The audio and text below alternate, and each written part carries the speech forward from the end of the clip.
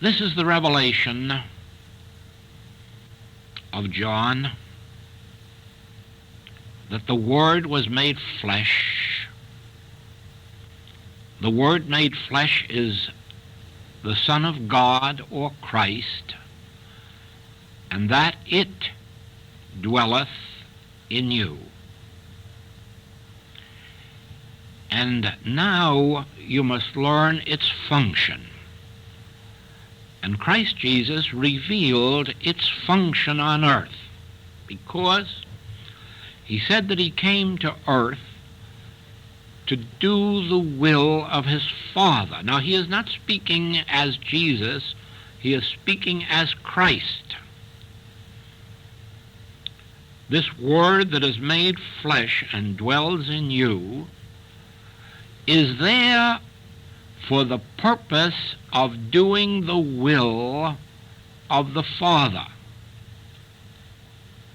Think of this now. The Word made flesh, Christ, the Son of God, is within you.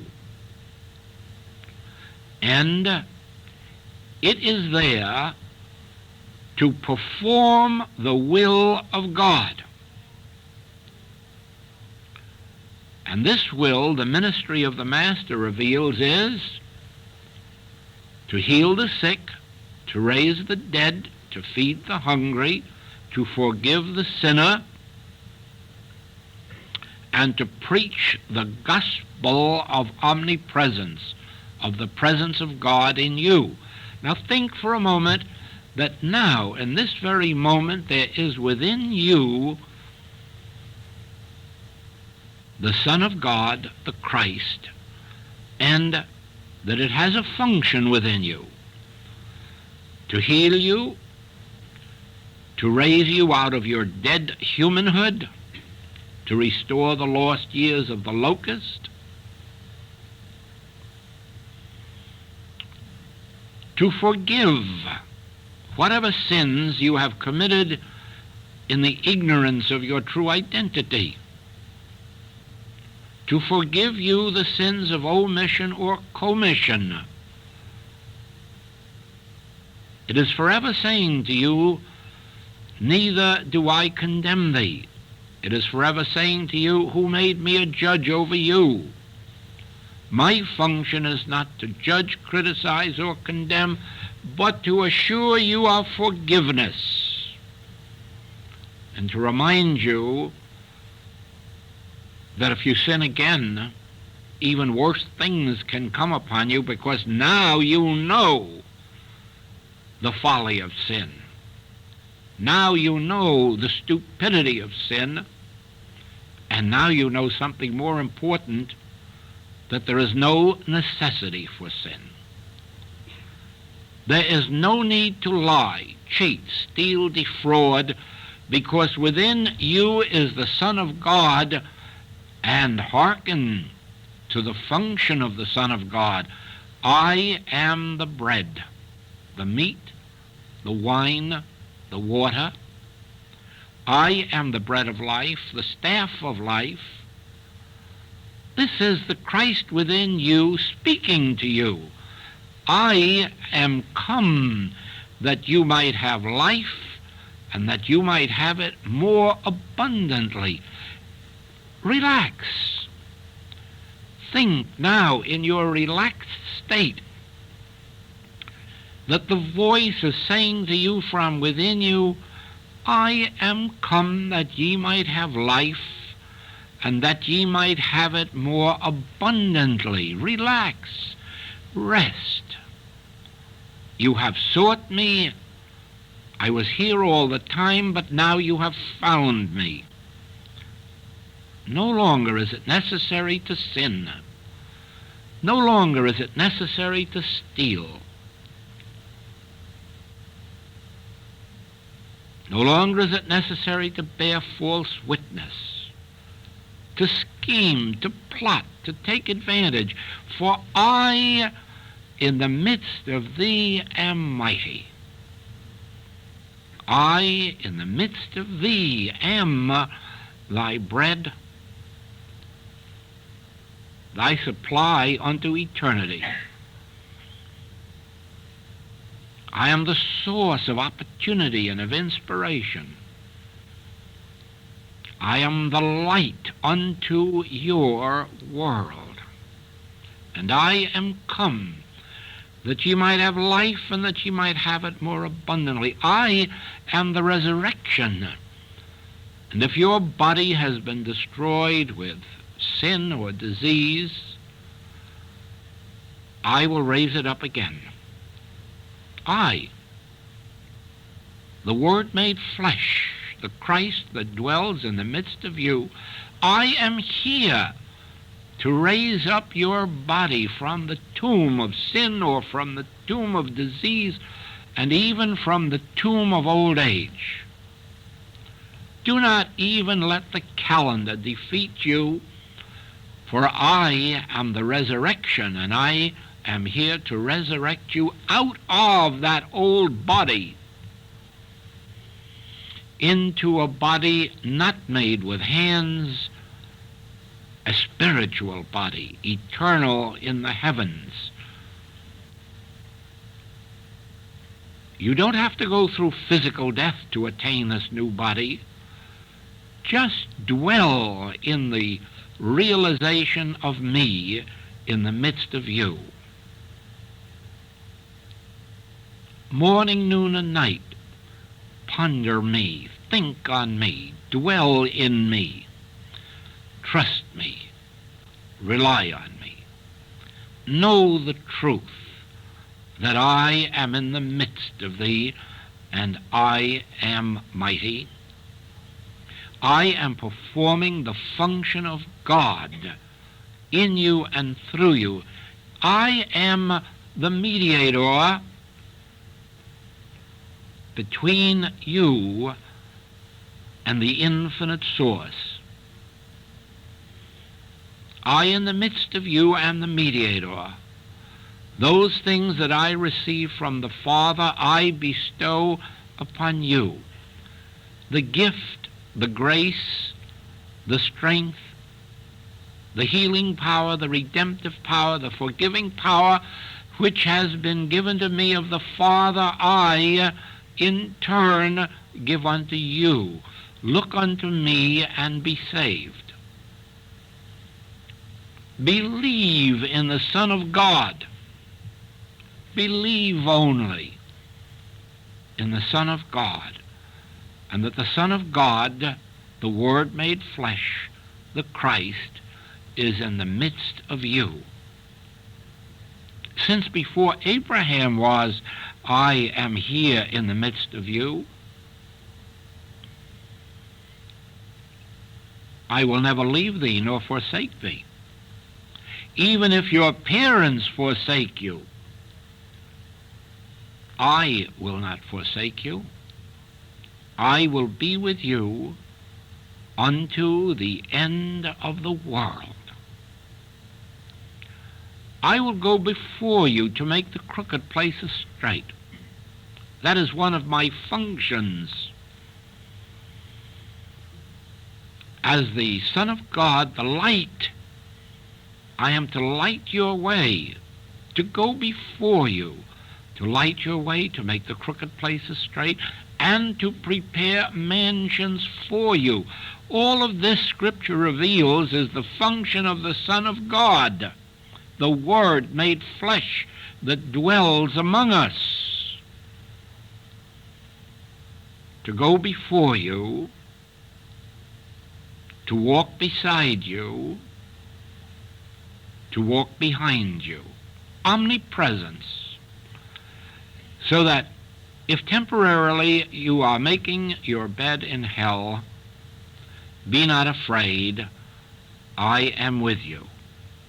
If you mount up to heaven, of course, I am with you. But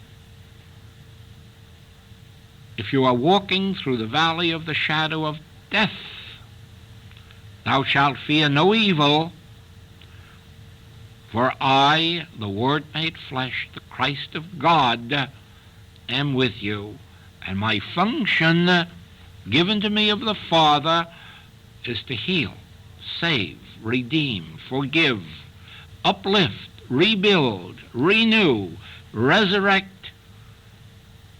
and on the last day, ascend.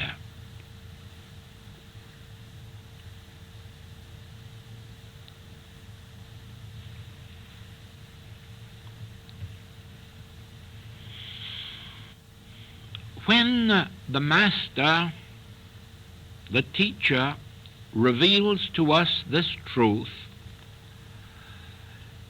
we then begin a most difficult part of our journey, because now we have been given the truth. The Christ has been revealed to us, within us. Its function has been revealed, and now comes that period when we have to make it a part of our own being, when we have to bring this truth to fruition in our individual lives. And in our work, in my particular ministry, it has been revealed to me, and I have passed it on to you, that the way to accomplish this is through the practice of the presence of God and meditation. In other words, let us say that as of this moment when this truth is revealed, we go forth, and tomorrow we begin to meet with the ordinary difficulties of our human life. Here is where your function begins, because before you ever leave your home, you will have to pause for a contemplative form of meditation in which you will consciously remember, this is the day the Lord hath made. God will govern it, even as he has made it. And as God made all that was made, God made me, and so God will govern my day, and God will govern my night.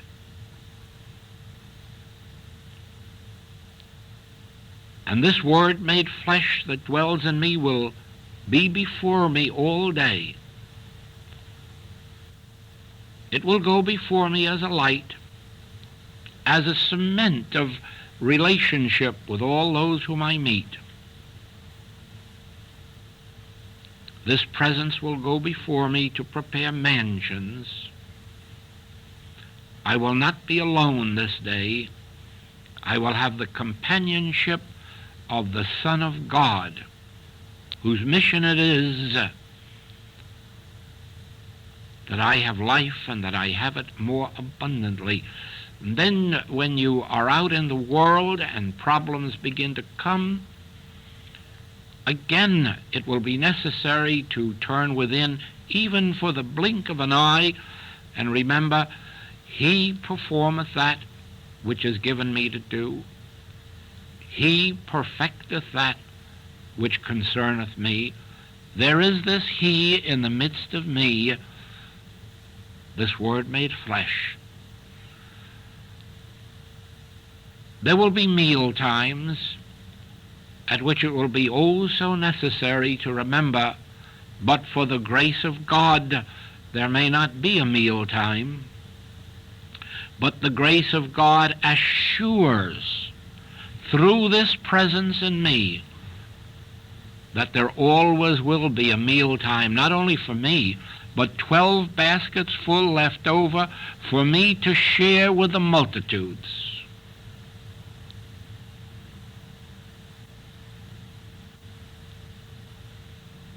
God's grace is never given to us only for our individual, personal, selfish purpose, but that we may have life and have it more abundantly and share it with our neighbor. Love thy neighbor as thyself by sharing this grace of God. Regardless of the trials or tribulations that face us on our human way, our recourse is to consciously remember the Word made flesh that dwells within us and its function. If I slip, its function is to pick me up again. If I sin, its function is to forgive me 70 times 7 as I turn within. As long as I do not put my faith in princes, somebody out here in high human places, as long as I am not looking to man whose breath is in his nostril, as long as I acknowledge the Son of God within me as my source, as my Christ, as my resurrector,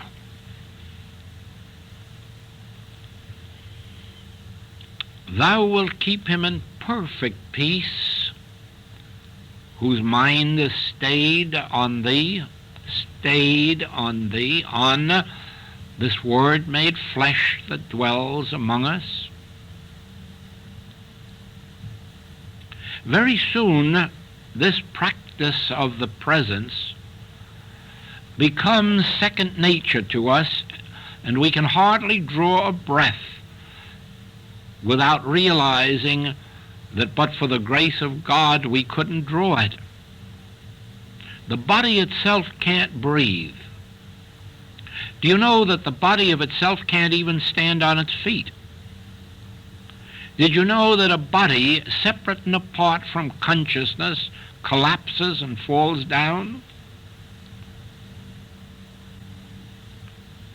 Over and over it is necessary that the Word became flesh and dwells in me.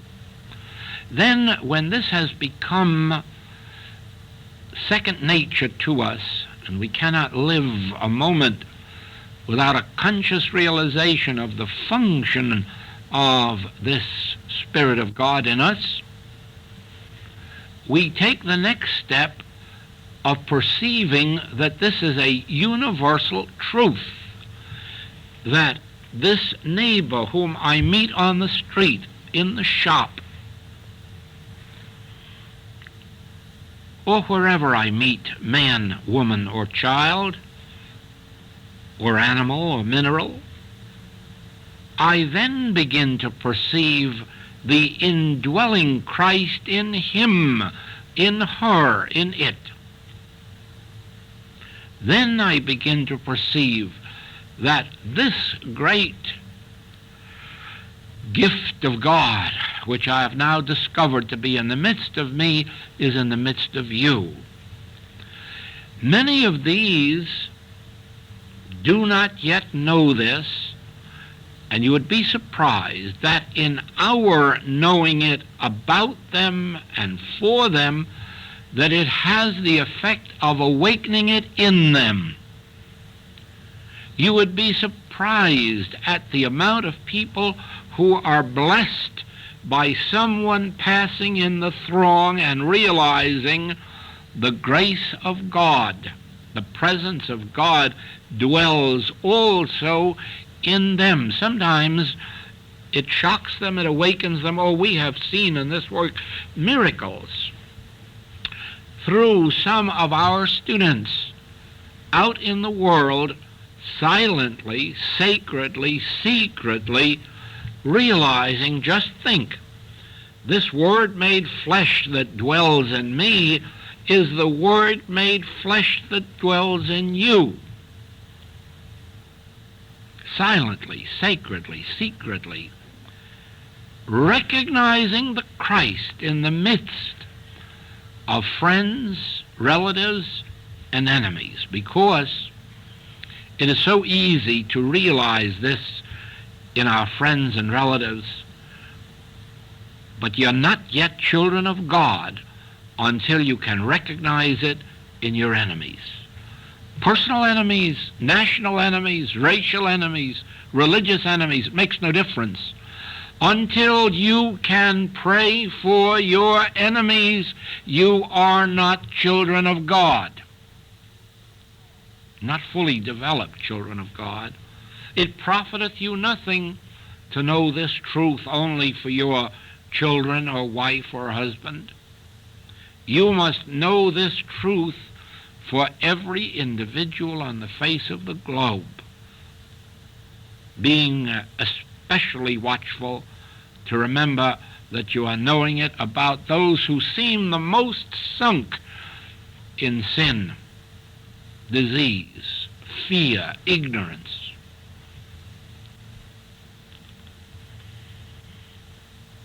When the full significance dawns upon us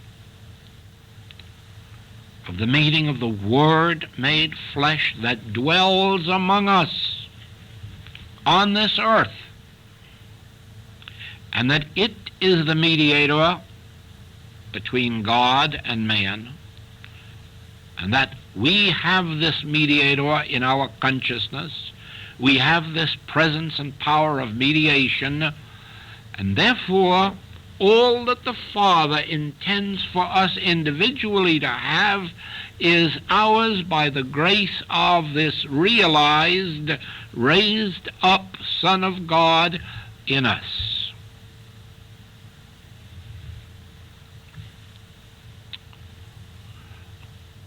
Do you see why the practice of the presence of God is so essential? Let us go further and say that without it, we will not attain the conscious awareness of the presence of God. And then this continued practicing of the presence of God leads to an inner silence, an inner stillness, so that when we sit down, the turmoil of the world does not enter in, and then we find ourselves in a meditation in which we come into conscious union with God. We come into an actual experience of oneness, at one-ment. Then our work has been fulfilled, our mission has been fulfilled, and then we are enabled to live the life that Paul revealed. I live, yet not I.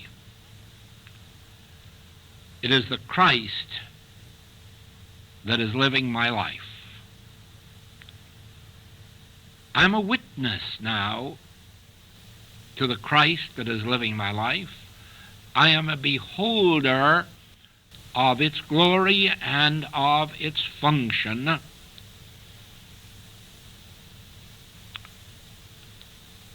And in relaxing from conscious effort, struggle, might, power, concern, worry, fear, the glory of God can be made manifest through my personal life, so that all men may witness it and say, ah, yes, when God is come, when the Spirit of God is come to individual life, it is a life of glory, of service. No one's life becomes glorified that he may just go through life on cloud nine. One's life is glorified that it may be a service and a dedication to the Creator of all, the Spirit of God that dwelleth in us. Thank you